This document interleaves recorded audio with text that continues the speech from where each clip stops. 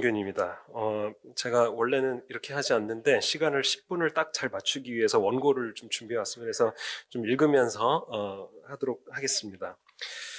최근 한국 사회의 가장 중요하고 심각한 문제 중 하나를 이제 고르라고 한다고 하면 바로 이제 노년층에서 젊은이까지, 특히 노년층과 젊은 층에 걸쳐서 광범위하게 한 수준으로 퍼져 있는 어떤 외로움의 문제, 단절감, 관계에 있어서의 상처, 그로 인한 여러 가지 정신적 질환들, 그런 심리 상태가 사회적으로 널리 퍼져 있는 것이라고 할 수 있겠습니다.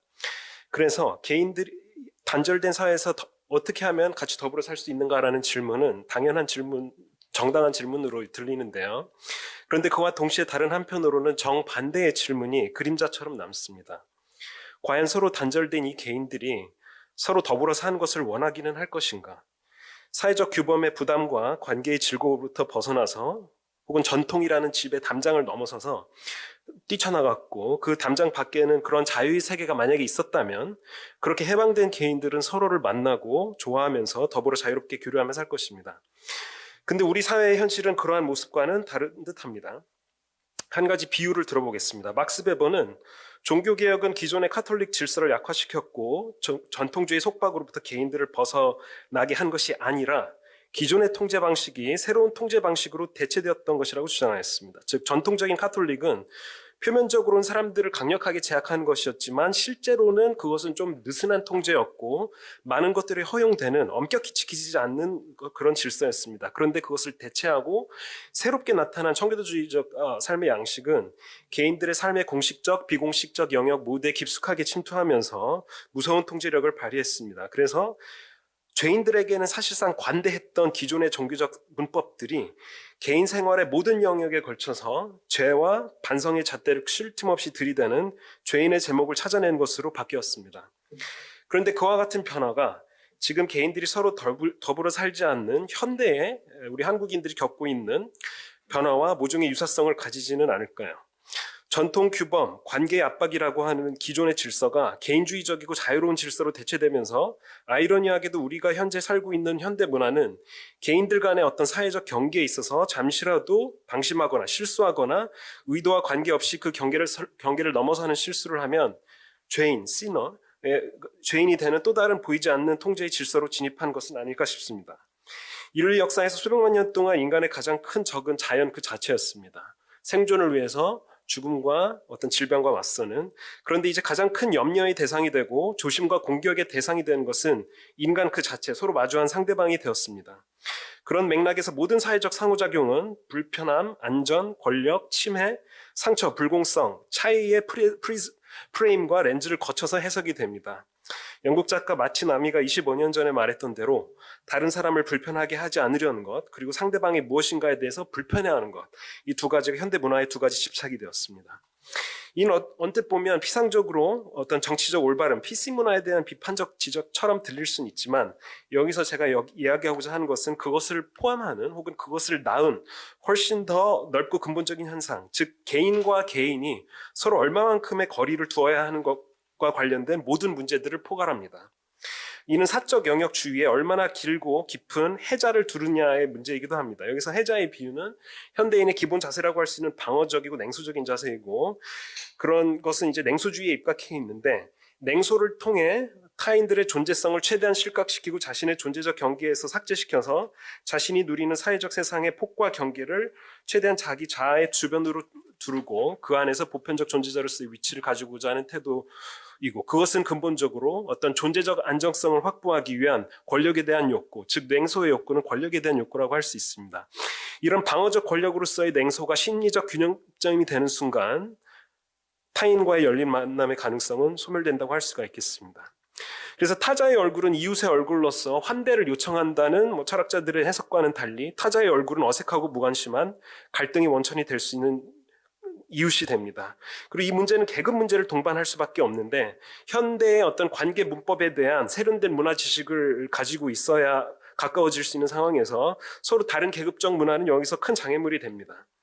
중상류층 사람들은 하위 계층의 문화적 문법을 가진 존재들이 자신에게 접근해 온 것을 불편함, 안전, 권력, 침해, 상처, 불공성, 차이의 렌즈를 통해서 완벽하게 정당하게 막아낼 수가 있게 됩니다. 여기서 한국 사회가 서구 사회에 비해 가지고 있는 추가적인 어떤 어려움이 있다고 할 수 있습니다. 압축적 근대화 과정이 가져다준 혼돈은 관계의 문법을 빠르게 변화시켰고 여러 사회적 관계의 가능성들이 어색한 침묵과 고립으로 덮이게 하였습니다. 집단주의 문화의 중력으로부터 벗어나고자 했던 한국의 개인들은 개인주의를 만들 수 있는 시간조차 없이 먼저 개인화를 달성하게 되었습니다. 이런 한국 사회에서는 서구와는 정반대로 그래서 개인주의 성향이 높은 사람들이 타인에 대한 신뢰도 더 낮은 것으로 나타납니다. 개인화된 한국인의 또 다른 고독은 서구 사회와는 달리 잘 아는 사람이 아니면 말을 섞을 수 없다는 것입니다. 설문조사 결과 대부분의 한국 사람들은 온갖 종류의 장소에서 모르는 사람과는 대화를 나눠본 경험이 거의 없습니다. 연구 결과들이 보여주듯이 카페에서 커피를 한 잔 사면서 전문가 주고받는 짧은 잡담이 사람들의 정서 상태를 더 긍정적으로 만들 수 있는데 한국인에게는 침묵의 시간입니다. 이러한 재반 상황에서 플랫폼 사회에 던져진 한국인들의 더불어 살기는 어떠할 것인가? 19세기부터 이루어진 구조 변동이 어떤 경제적 구조 변동의 힘이 개인주의를 전면으로 추진시키는 힘이었다고 한다면, 즉 자본주의가 개인주의를 추진했다고 한다고 하면 20세기부터는 개인주의가 자본주의의 새로운 정신으로서 자본주의를 추진시키는 에너지로 작동해 왔습니다. 그런데 개인주의가 주된 가치로서 작동하는 사회에서 온라인과 모바일 기기를 통해 개인들의 손에 주어진 미디어 스케이프는 존재적 안정의 상태가 찰나적이고 소비주의적으로 유지될 수 있도록 하는 역할을 합니다. 플랫폼이 그러한 역할을 할 수 있는 것은 슬라이드에 나오는 플랫폼 메커니즘들이 가지고 있는 속성들에 기인합니다. 이것들은 개인들이 욕망하는 자유와 행복을 너무나 손쉽게 제공해 줄 수 있고 동시에 바로 그 지점에서 다시 그 개인들을 배신할 수 있습니다. 플랫폼의 미디어 스케이프를 통해 손끝에서 실시간으로 실현되는 쾌락과 편리함은 그만큼 불편함과 불안감이 쉽게 손끝에서 만들어지는 신체 사물 연계를 만들어낼 수 있습니다. 24시간 끊임없이 남들과 연결되어 있다는 환상은 사실상 가능성에 지나지 않으며 실체 없는 이미지를 바탕으로 합니다. 스크린에 표류하는 타인들에 대한 기호는 우리가 타인을 어떻게 소비할 것인지를 결정합니다. 최근의 설문조사의 결과에 따르면 응답자의 한 22% 정도가 인터넷, SNS, 스마트폰 앱 등을 통해 오프라인에서 새롭게 만나게 된 사람이 있다고 응답하였고 그중 약 70%에 해당되는 사람들은 취미와 여가를 위해 라고 응답하였습니다. 경험이 없는 사람들도 그러한 유사한 욕구를 가지고 있습니다. 그런데 그런 근접 만남의 어떤 조심스러운 욕구는 과잉 근접의 두려움과 떼어낼 수 없는 쌍으로 작동합니다. 취미와 여가라는 무해하고 유쾌한 느낌의 기호들은 사실 정확히 그만큼 무해하고 유쾌한 관계적 거리를 가정에 두고 성립된 꿈과 같은 것들이라 할 수 있습니다. 다시 원래 질문으로 돌아간다면 단절 사회에서 더불어 산다는 것은 무엇일까? 그리고 그것은 플랫폼 사회에서 어떤 모습으로 가능할까? 한 가지 어떤 쉬운 방법 중에 하나는 플랫폼을 통해 보다 더 많은 온오프 공동체들이 생성될 수 있게 하고 대안적 공동체를 만들 수 있는 매개체 역할을 해주는 것일 것입니다. 이런 노력들은 결국 다양성과 관련이 되어 있습니다.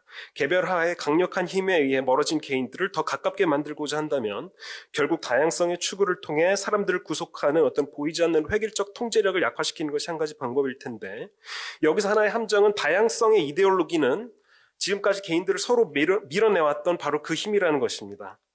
서로 다른 존재들을 인정하고 상처 주지 않고 폭력적 관계를 없애며 강압적인 권력의 작동을 최소화하는 것은 얼마든지 우리가 추구해야 되겠지만 그것이 어떤 문화적 구조로서 이데올로기화된 형태는 다양성 자체에 상처를 주어서는 안 된다는 보호의 감각을 극대화하고 이는 앞서 이야기한 대로 모든 관계적 가능성을 보호 아니면 상처 혹은 보호 아니면 불편이라는 개념적 렌즈로 투영시켜서 본질적으로 어지럽고 불확실하고 실망스러울 수밖에 없는 작은 상처들을 입을 수 있는 하지만 결국 그 이상의 보상을 줄 수 있는 모든 사회적 관계들의 출발점에 소독제와 표백제를 뿌려버립니다. 따라서 우리에게 필요한 것은 다양성의 이데올로기가 아니라 이데올로기의 다양성이라고 봅니다. 근본적으로 서로 다른 삶의 모습, 매우 전통적인 삶의 모습부터 가장 레디컬한 삶의 모습까지 스펙트럼이 시각적으로 펼쳐진 모습 그 자체입니다. 플랫폼이 개인화된 주체들에게 제공할 수 있는 어떤 구원의 밧줄은 그런 차이와 균열, 헤테라키, 비동일성, 불균등 그리고 그러면서도 연결성이 극대화된 공간의 힘으로 개인들의 자신의 삶을 유사하게 기획할 수 있는 생애 과정의 동지들을 찾는 것이라고 생각됩니다. 결국 단절 사회에서 더불어 살려면 플랫폼은 인지적 해방이 이루어질 수 있는 가능성의 공간이 되어야 할 것으로 생각됩니다. 물론 현실이 미래가 그렇게 될 수 있을 것인가? 아마도 이제서야 저희는 여기에 대해 첫 질문을 하기 시작한 것으로 보입니다. 감사합니다.